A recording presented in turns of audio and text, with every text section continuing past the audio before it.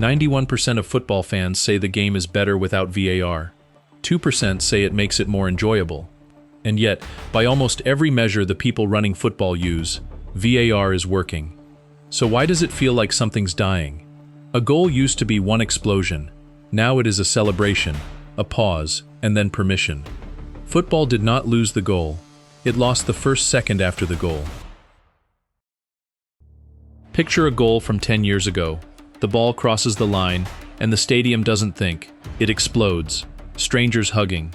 Grown men screaming into the night sky. Players sprinting to the corner flag before they've even processed what they did. Commentators losing their voices mid-sentence. Nobody waited for a line to be drawn on a screen in a remote VAR room. Nobody waited for anything. The doubt ended the moment the net rippled. That's not nostalgia for its own sake. That was the emotional contract football made with its fans for over a century. Uncertainty, and then release. You didn't know if it was coming. When it came all at once, with your whole body, before your brain had time to check whether the feeling was allowed. A goal wasn't just a result. It was a small, brief loss of control. The one place in an ordinary week where an adult could scream, cry, or grab a stranger without a shred of self-consciousness. That release didn't need to be correct. It only needed to be immediate. The arguments could get sorted out later, in the pub, for years. Never fully, never with a definitive answer, just with more beer and more conviction. That unresolved messiness wasn't a flaw in the old game. It was very close to the entire point. Today, even when your team scores, part of you waits to be told whether the feeling counts.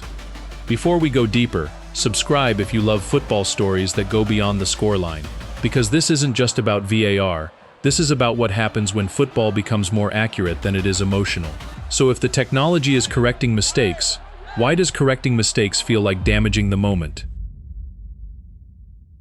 Here's the case for the other side, and it's a real one, not a straw man. The people running football aren't building these systems for fun. Premier League and PGMOL figures cited by the Football Supporters Association put post-VAR accuracy at 96%, compared with 86% for on-field calls alone. Sky Sports has reported the same shift, accuracy climbing from 82% before VAR to 96% after it. That's not a marginal improvement. That's roughly 1 in every 7 wrong decisions corrected. And here's the twist that makes this story more interesting than a simple anti-VAR rant. Fans aren't actually asking for the wrong decisions back. YouGov found that only 18% of fans want VAR removed completely. 68% want to keep it. They just want it used differently. Read that again. This isn't a fan base rejecting fairness. It's a fan base that has accepted the machine, but is grieving what the system took from them without announcing it. Correct is not the same as satisfying. A courtroom can hand down the legally correct verdict and still leave everyone in the room feeling nothing. Football, for 100 years, was never judged only on whether it got the result right. It was judged on how the result arrived, with noise, with risk, with one imperfect human call you could scream about all the way home. A 96% accuracy rate is a real achievement. It is also a completely different product than the one that got people addicted to this sport in the first place. The authorities are winning the accuracy argument, but they are losing the emotional one. This is not fairness versus unfairness. This is precision versus feeling. But that conflict isn't just a statistic. It happens in your own chest, every time the ball goes in. Here's what it actually feels like. Call it the 2-stage celebration. Stage 1 is the heart. The ball hits the net, and your body reacts before your brain does. You're on your feet, arms up, voice cracking, for one pure half-second exactly like it used to be. Stage 2 is the institution. A second later, something in you remembers. Was he offside? Was there a shove 20 seconds ago that nobody flagged? Is the referee already touching his earpiece? And the celebration you just had, the real one, the involuntary one, gets put on hold until someone with a screen decides you're allowed to keep it. Imagine a 90th minute winner in a derby.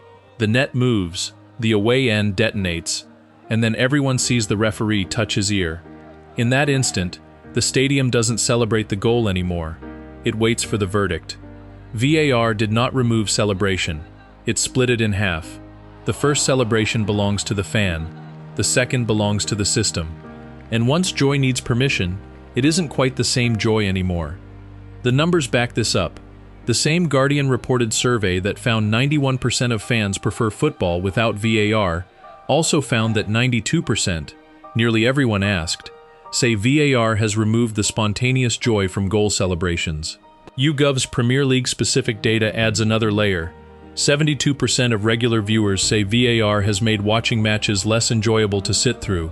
This isn't saying every VAR check ruins every goal.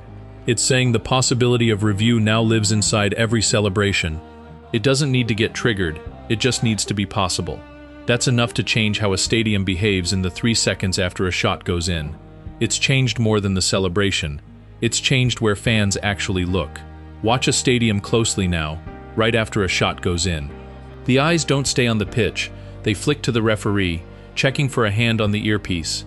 They flick to the big screen, waiting for a graphic. Football used to ask fans to watch the ball. Now it asks them to watch the officials watching the ball. The tragedy of VAR is not only the goals it takes away, it is the doubt it adds to the goals that stand. And if you think this ends with VAR, look at what's already being added around it. Countdowns, cameras, automated lines, and officials wired into systems the crowd cannot see. Football right now is being redesigned in plain sight, in dozens of small ways, all pointing in the same direction, toward more control, more measurement, less room for anything to slip through unrecorded. Goalkeepers now face hard time limits on how long they can hold the ball, with countdowns the crowd can see and hear. Referees are being equipped with body cameras. Semi-automated systems now draw offside lines in real time, feeding data straight to officials on the pitch. None of these changes sounds unreasonable on its own. That's what makes the pattern dangerous. Football doesn't become fully monitored in one decision. It happens slowly. A countdown here, a camera there, one more reviewable category somewhere else, until one day the fans look up, and the game feels like something different than the one they grew up loving, without anyone able to point to the single moment it changed. VAR trained fans to wait after goals. The next generation of rules may train them to wait after everything else. Football needs fairness. Nobody's arguing otherwise. A wrongly disallowed goal in a cup final is a real injustice.